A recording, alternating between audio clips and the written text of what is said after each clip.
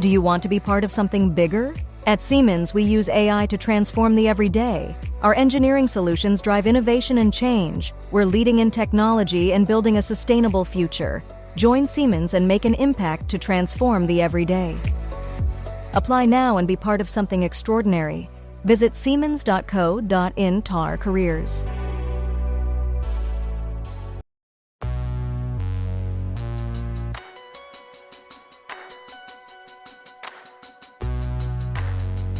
Hi, I'm Remi Wolf, and this is the LSQ Podcast.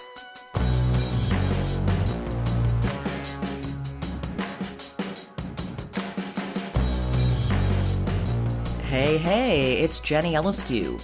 Remi Wolf is my favorite kind of modern artist, a young music maker who truly does not give a flying F what genre name folks might use to try and neatly categorize her sound.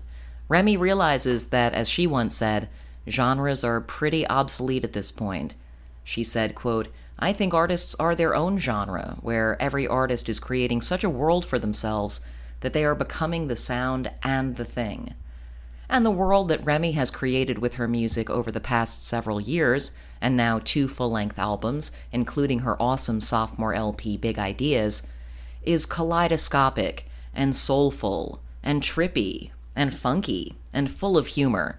And I had a blast talking with her for this episode about her childhood experiences with music and creativity and how those overlapped with her experiences as a competitive athlete. She was really into skiing as a kid and thought that that was going to be her path until she discovered that music was an even stronger calling. Let's get into this interview in episode 110, and be aware that Remi and her band are beginning a huge tour this week. You can get tickets and details at remiwolf.com.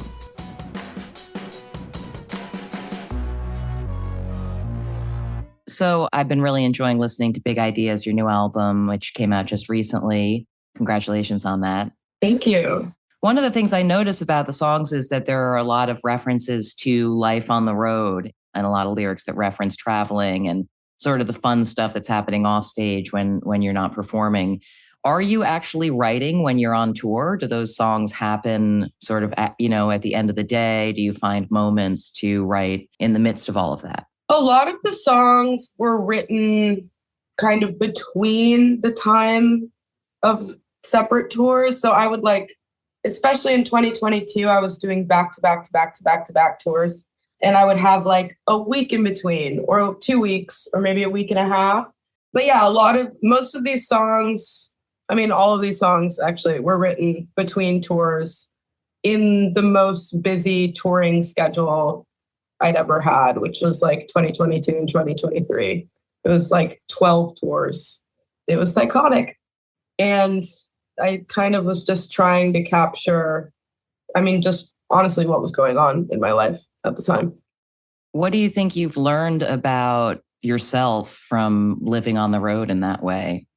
I finally realized that I really, really value having a home base, which was something that I kind of would always just push off to the side in my brain. I would have a place at home, but I was kind of constantly moving around to different apartments or different houses. And then once I would get into a new house or a new place, I wouldn't make it a comforting spot. And I think at the end of that, I was I need to have a house. I need to have a fucking home. And I took 5 months after the touring was over and kind of the psychosis of that entire part of my life was kind of winding down. I took 5 months and really just settled and grounded myself. And now I am really comfortable in my house. My schedule has picked up again now, but it feels so much better to have a home base. I think also I learned that I had no techniques to maintain my sanity. I had nothing. And I think through going through all of that and it deregulating me in a lot of ways, I kind of picked up on the fact that I had to like focus on trying to do some sort of activities or anything really for my health. And that has been like a major focus of mine for the past year almost. But then also I learned that I'm like very resilient and like that I can work really hard and that like I can do it, I can do the job. And I think that was also a learning. Like getting through that taught me that I can get through it. Even if I'm working with like nothing, I can still get through it. And so like going into these next tours and like touring this new album, I'm super excited because I have all that experience under my belt. And I think I'm going to be able to do it in a way that is much more sustainable and where I'm having more fun. But then I can also thrive a little bit more. Yeah, it must feel weird to be in the midst of that and be like aware that this is what you wanted. It is what you pictured for yourself, but then the reality of it is so challenging and so draining. And, you don't want to feel like, am I ungrateful? I'm not ungrateful, but this is legitimately like exhausting shit right here. Dude, I mean, it's a legitimate, insane lifestyle. And I'm so grateful to have friends that are touring as well in my band, but also in other bands. And we all kind of go through the same shit at the end of the day. And it's nice to be able to kind of talk that out and have fellow soldiers essentially out there that we can relate to. But yeah, it's exhausting. It's really hard on your body. It's really hard on your brain. It really tests a lot of relationships in your life. And truly only the real ones can like stick it out. What are some of the things, if you don't mind sharing, like you were saying about kind of figuring out ways like self-care kind of stuff to ground yourself? What are some of the things that you've discovered help you with that? At the beginning of this year, I went on a really intense yoga journey for like 5 months. Ooh. Yeah. So I was an athlete when I was a kid, really intense, like skier. And I feel like when you're a kid and you're training really, really hard, there's a point in which like the ownership of your body isn't really a thing. It's like your coaches and your parents and like your fellow athletes. It's kind of like you don't have very much say.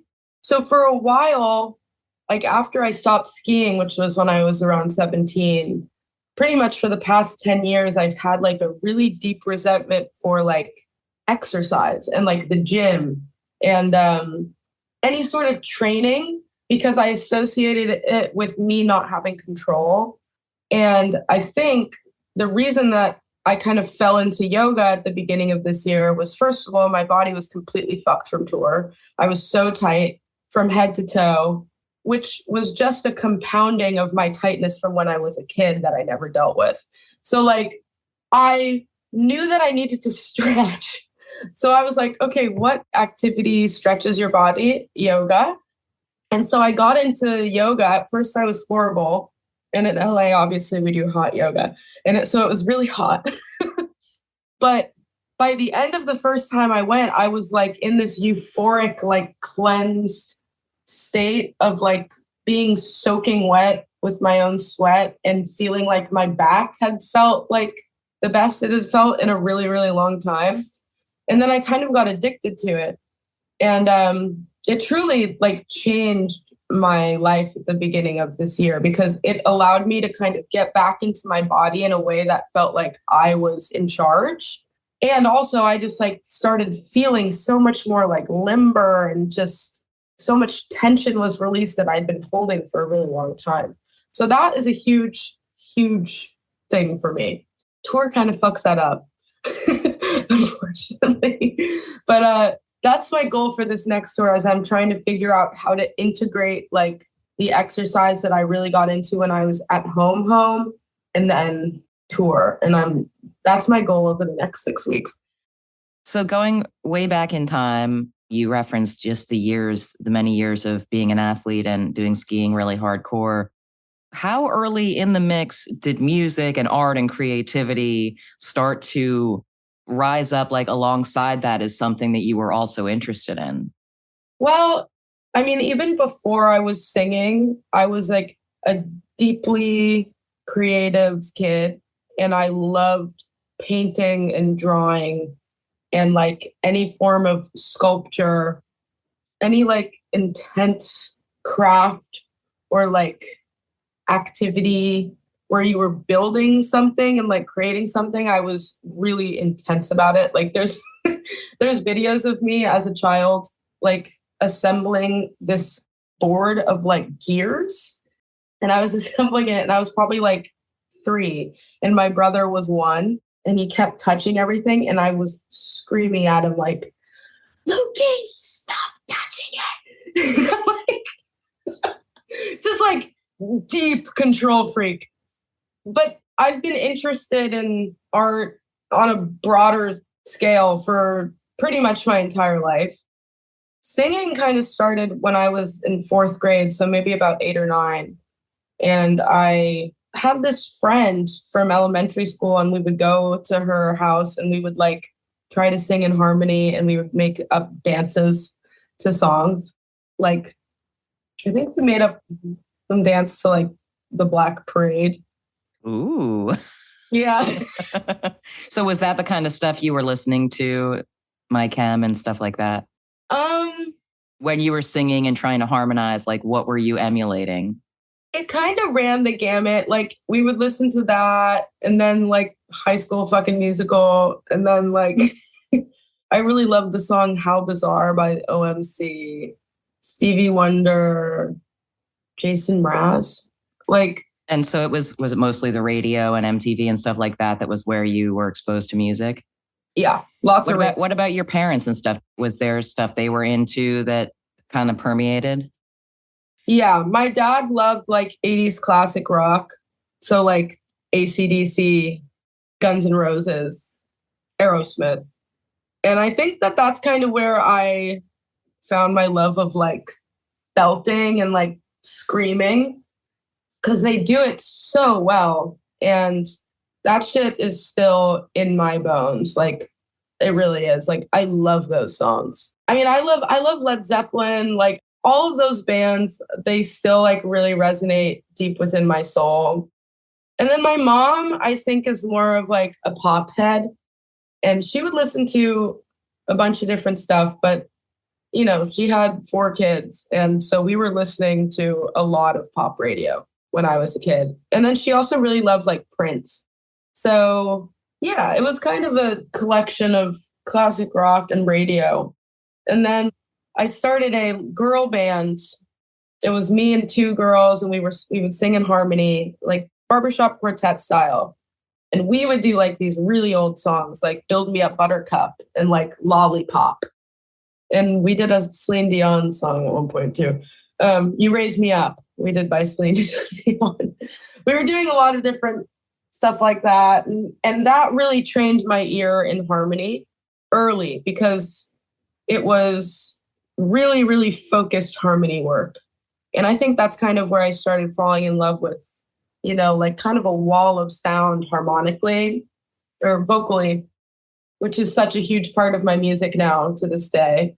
And then as soon as I was, you know, in high school, I started going to an after-school program that was really, really music focused. And that's kind of where my world really started to expand. And I started to listen to like, you know, like the Beatles and Stevie Wonder and like Tool and Soundgarden and like Snarky Puppy and like Erykah Badu and like Shaka Khan and like Red Hot Chili Peppers. That's like kind of where I really started to fall in love with the Chili's, and like Joss Stone, Amy Winehouse. I mean, that's just where like I really started to expand. And I was probably like 14 or 15 when that started happening. And were you able to go see shows and stuff like that around LA? So I was in the Bay at this time. I moved to LA when I was 18. Okay. So I was up in the Bay, not seeing any shows. You were playing shows? Yeah, but I was not seeing shows at all. I was in like the suburbs of the Silicon Valley. There's not a single venue near me. It was like a trek to get up to San Francisco. My parents didn't want to pay for it. I had no money. I mean, I was just truly traveling. I was skiing and then I was like at home, like busking on the street with my friend. And then we kind of started to get in like the open mic circuit around the Bay Area. So we would go up to San Francisco, do some open mics up there. We'd like do some open mics in Mountain View, California. And then we started booking as a band. Like there was this one restaurant gig that we did, and there was like a couple battles of the bands that we did. And then at this after school program I did, we'd had a recital every 2 weeks. Damn, that's frequent. Yeah. So I had like a lot of performance experience going on at this time. It was like a very intense period but like so joyful, so fun. Like I was obsessed, but I was also a really anxious kid. So it was like an anxious obsession. But were you still sort of thinking of yourself as an athlete? Like, was the skiing thing something that you were imagining, oh, I'm going to do that, but this is just what I do on the side? Or did it start to kind of switch? It started to switch. It probably started to switch when I was about 15 and when I started writing songs. Me and my friend would write songs and I had so much fun doing it. And in my like, naive 15-year-old mind, like when we would do these open mics, like people would really like it. And I was like, oh, they like this. And I like this. And it started kind of all to recalibrate around that time. And then that's when I started to distance myself from skiing a little bit more, which was a process because I'd been doing it for my entire life. It was like a major decision to quit. It was like retiring, essentially. I think there was a part of me that really, really, really wanted to have like some sort of semblance of like a normal childhood.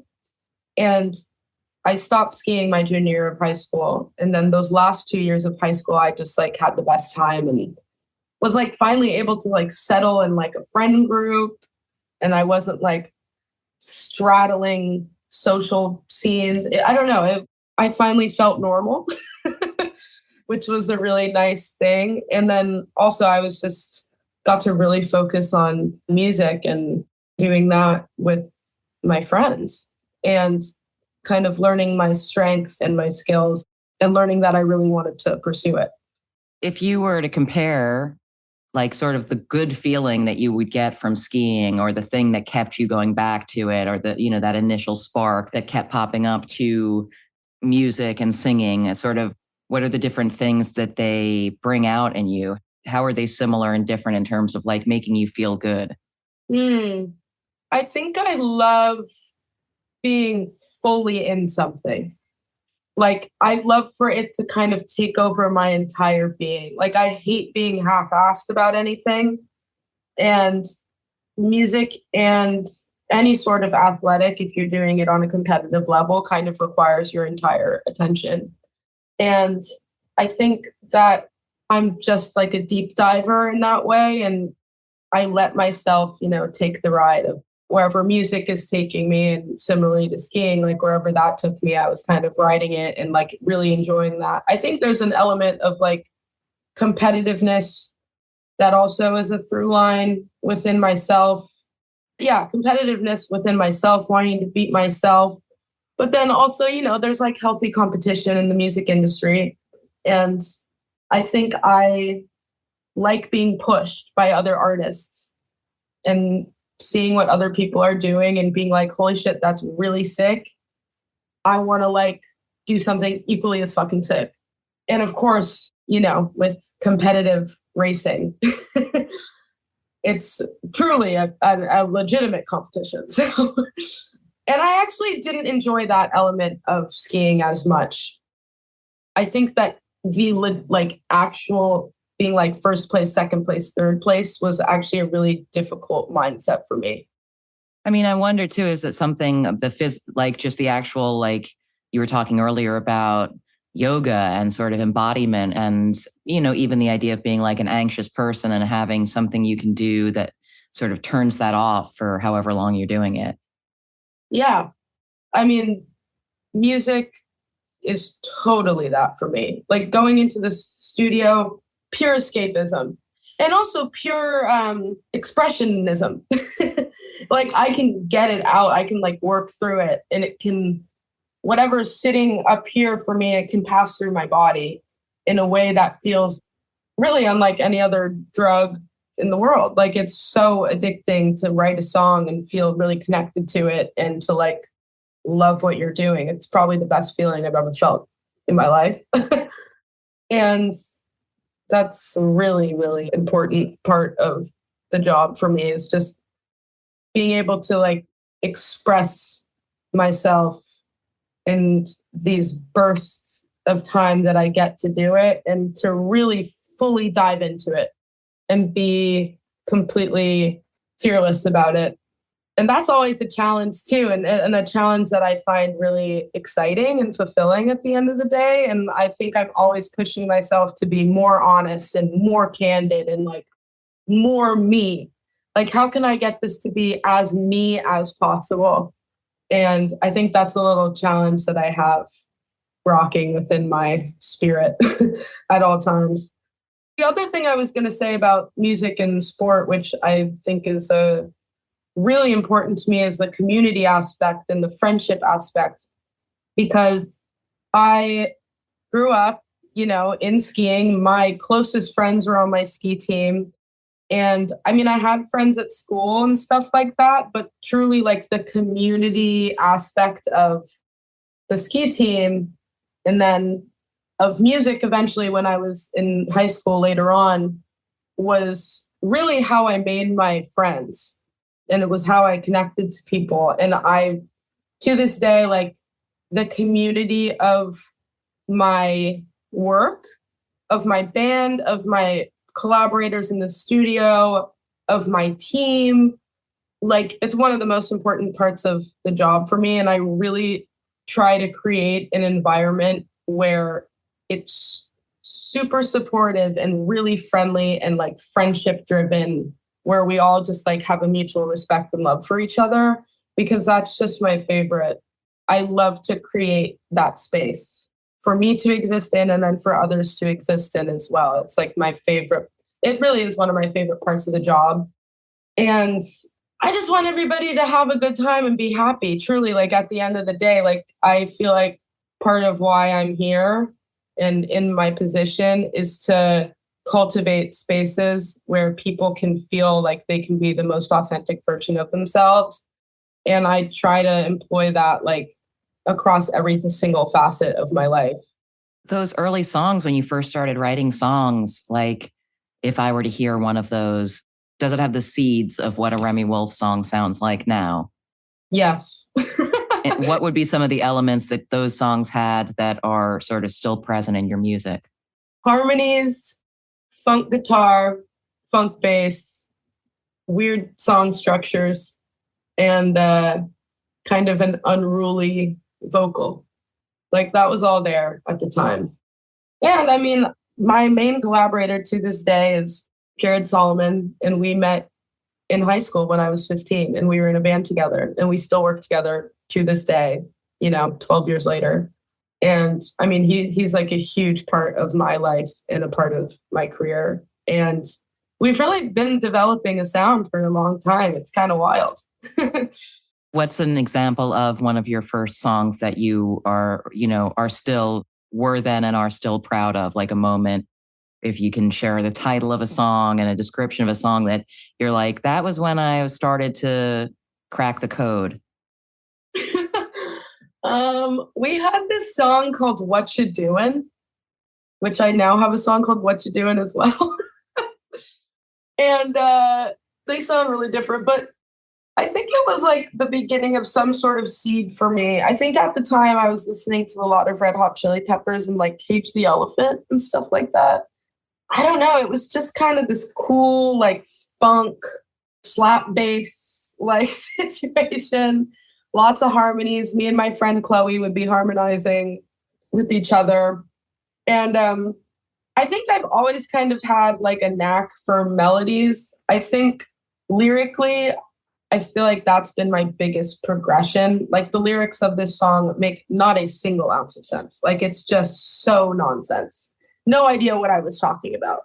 So yeah, I worked a lot on being able to like express myself through words instead of just vocal tone and melody writing. But yeah, I feel like that song was definitely a seed for me. You can probably find it on YouTube if you really dig.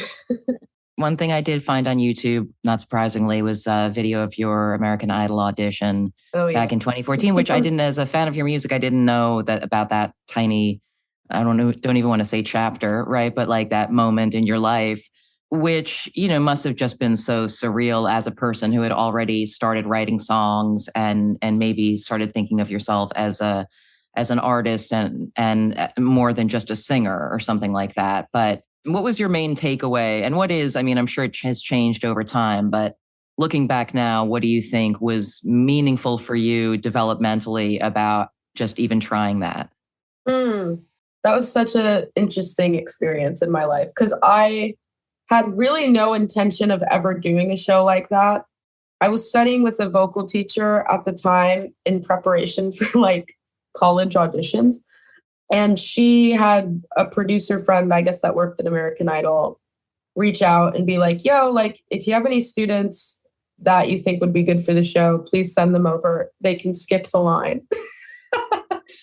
So I was like, all right, well, if I get to skip the line and it's in San Francisco, fuck it. And so I just kind of like walked right into the audition at the ballpark, AT&T ballpark. And I kind of just like glided through all the fucking auditions and was like, oh, whoa, okay. It kind of was just happening to me, honestly, in a way. And then they called me back for the judging thing. It was my first glimpse into, like Hollywood and like TV and how that shit actually works. And that was a really interesting thing to observe. I never really had an aspiration to be on the show. I kind of was just going with the flow in a way. But I honestly hated the competition element of it too. And the producers on these shows like really try to work you up. And they try to make it so that you don't sleep, so that people are having breakdowns. And I think that element of it, I was like, okay, this is super fucked up. And like, I don't really want to be a part of this like reality TV game. Because at the end of the day, it's like they're trying to put together the best show they can possibly put together, which I get. I get now as somebody who has to put together a show. But it's very different type of game. But it was a good experience. I think it like taught me that that was not the direction that I wanted to go in at all. And I think it was really good to learn that early because when I was in high school and growing up, like these talent shows were kind of one of the only ways that you would see people get a career. And to learn early, like at 17, that that's not how I wanted to pursue it, I think was really good for me. So after that American Idol experience, then it was a few years before we started hearing your music. What was sort of that kind of woodshedding phase? What were you getting up to between then and when you started recording and releasing your music? So I was in college. I went to USC for vocal performance.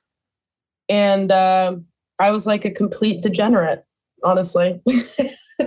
I was just like, I did all my music classes and I was engaged in those. And the rest of school, I was like an absolute flunking failure.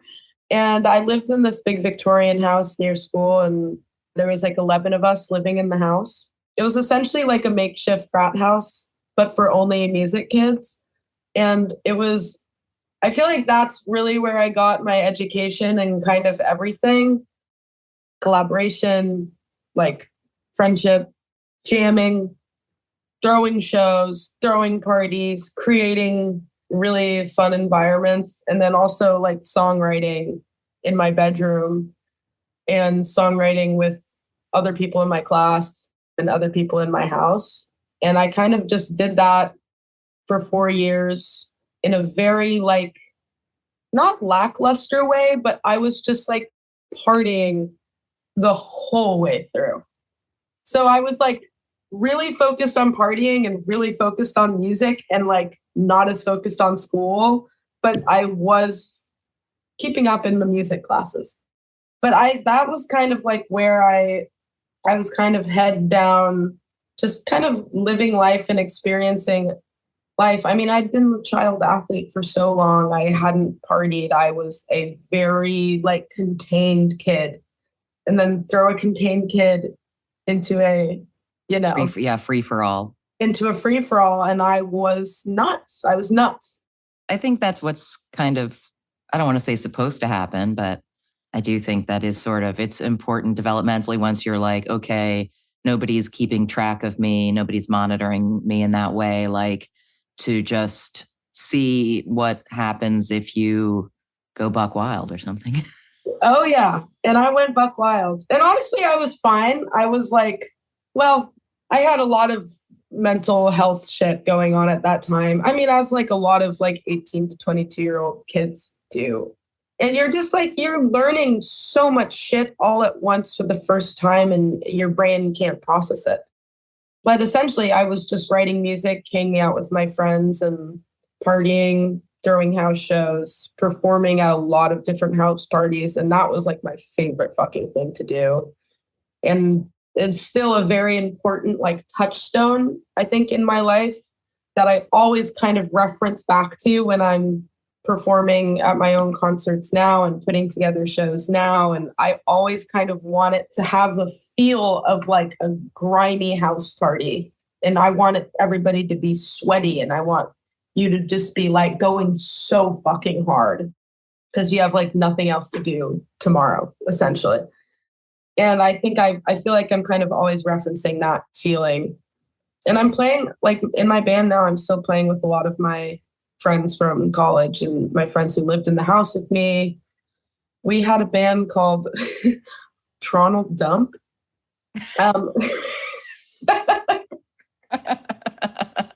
It was like in 2016. And we would play at these house parties and it was like double drums, 2 guitars, horns, and then me singing. And then those 2 drummers who I was playing with in Toronto Dump are now in my band. And it's just, I don't know, it's all coming back around. It's like a beautiful. Wow. Was it like funk, ska kind? I mean, I'm just thinking horns and double bass. And did it sound like your music now?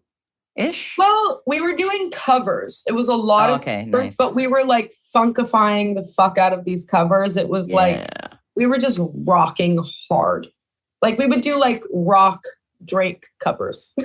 Oh my God. I think Toronto Dump needs to come back, I think so too. And so how did you start? But what was the sort of phase where you began to like be like, okay, I'm going to release music as Remi Wolf and I'm going to like, do a quote unquote for real. How did that start?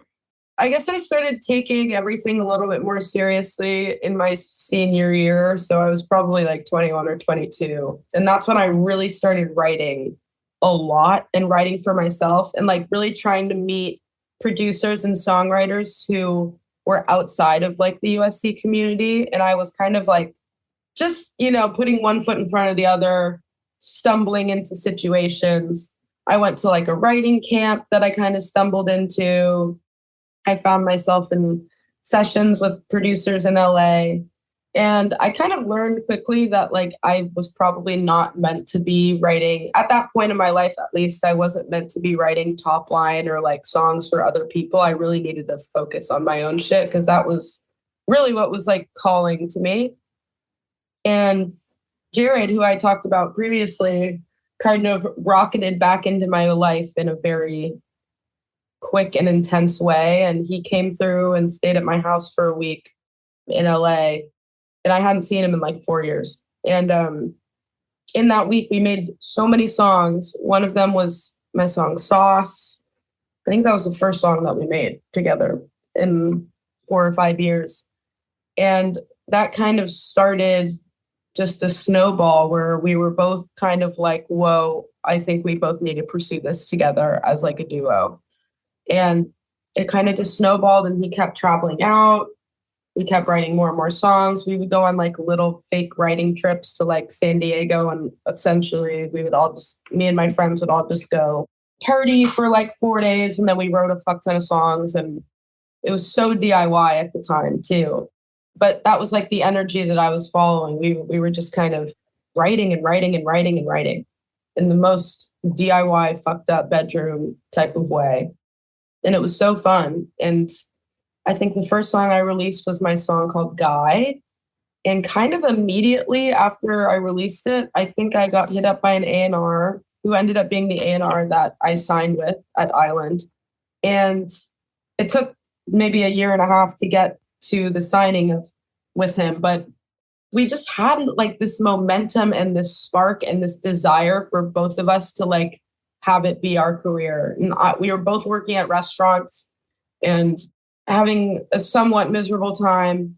And we were just so driven. I don't know. I was just so driven to like make shit happen. And I would literally be on Craigslist looking for gigs. I was like on Craigslist. I found a gig at weird like backyard restaurant courtyard situation. And then I found another gig at like this club. I was just doing the most random fucking play, and I was booking them all myself. And I was just I was just a fucking hustler. I was hustling. It was awesome. And I was just kind of doing that and playing these songs that I was writing the songs, and then I would be like playing them the next day and like pressing play on the track and just like singing. And at one point it was just me and my friend Connor, and he played drums. So it was just me, track, and drums. Really like off kilter shit. But I eventually like booked a tour with the band Still Woozy, and I still was not managed and didn't have an agency. He had just heard my song and liked the song and then reached out. And then it just all started rolling. And I don't even know how.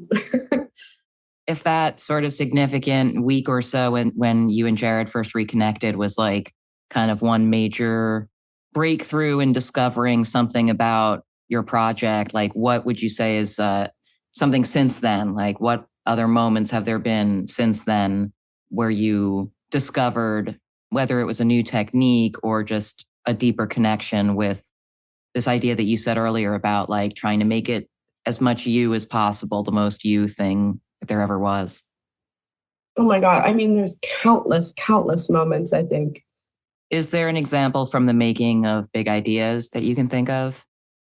I think Toro and Alone in Miami, those songs both came from deeply true experiences in my life. Like in both of them, there's hardly a single exaggeration. There's hardly a single, fantastical element. Like, and I think what that taught me was that I can express my life honestly in a creative and fun way and like really like it.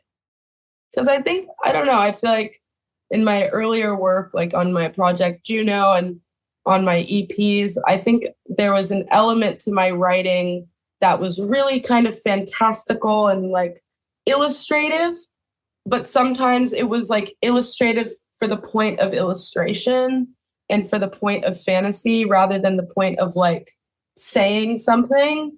And I think like writing those songs of Alone in Miami and Toro, which were the first couple songs that I actually wrote for the record, it kind of set this footprint for me. It was like a good reference point of like, that shit was true as fuck and you like those songs so much. And it felt so good to say it all. And I think that kind of started me on this path of being like, I want to be as honest and about my life and my experiences as I can, while never sacrificing the fun or like the surrealness at times that I like to play around with lyrically in my shit. But like knowing that the truth is fucking cool and valid. The truth is trippy too. The truth is fucking weirder than anything else. Truly. Yeah, it's crazy. I know obviously you're going to be starting to be out on tour for the next year-ish or whatever, but as you look even sort of beyond that, what are some of the like fun and creative professional things that you hope to do or sort of lanes you want to, slide into and that kind of thing? Yeah, some side businesses. I've been thinking about starting some sort of like food journey. I've always been super into food, and I mean, it's all over my lyrics. I feel like I'm always talking about food. And my mom's a chef. I'm just like a very foodie girl. Like I love going to restaurants when I'm on tour and like exploring like the local shit and like really getting in touch with it. And I'm just like always looking for good fucking meals. So yeah, I think there's a food pipeline in my future. And I'm still ideating on kind of how I'm going to do it, but I'm really excited about it. Yeah, I'm just excited to kind of add more stuff into my life because I've been so music focused for so long. And I think it'd be really nice for me to have something else that like is also a touch point. I'm also just stoked for tour. I go on tour so soon, and Big Ideas tour. I'm in the process of putting together the show right now. Ooh, I don't want to spoil anything, although this will come out very close to when the tour is starting. But in broad strokes, without ruining any of the surprise for anyone, what are some of the kind of mood board ideas for the look of the tour or what have you? It's very like future 80s. Love it. Future 80s lights. Just fucking lights, dude. Lots of lights. And no LED screens. I'm kind of over that shit. I want it to be like raw and fucking punchy. And I mean, I have a big band. It's the biggest band I've ever worked with. We're an 8-piece, I think. I mean, yeah, I feel like I'm truly in the business of like executing this music in a way that is like gonna hit you over the head, like the records hit you over the head, but in a live capacity. I want to bring back like live music. I don't want to rely on tracks. And I feel like we're living in such a track heavy universe right now, and it's pissing me off. And I'm just like, I want to be a rock band. And so I'm putting together a rock band. I couldn't help but think earlier when you were talking about a hot, sweaty house party and then thinking about hot yoga, that maybe there's some way to synergize the hot yoga with a hot show or something like that, you know, just... We could do some tree poses, some downward dog, maybe. I don't know. I could get that going. Yeah, I believe in you. I know you can. Awesome. Well, thank you so much for getting together to do this. It was lovely talking with you. Yeah, you too. Thank you so much for having me. It's been a blast. Thanks again to Remi for that awesome conversation. And as I mentioned earlier, and as you heard us discussing at the end of the interview, there's a big Remi Wolf tour that has just begun and for which you can get tickets at remiwolf.com. And that brings us to the end of episode 110. I appreciate you listening. You can find other episodes at jennylsq.com and on all the podcast platforms. I'm stoked to share a new one with the legendary David Yao of the Jesus Lizard in a couple of weeks. And if you want to reach me with feedback or questions or whatever, I'm at jennylsq on Instagram.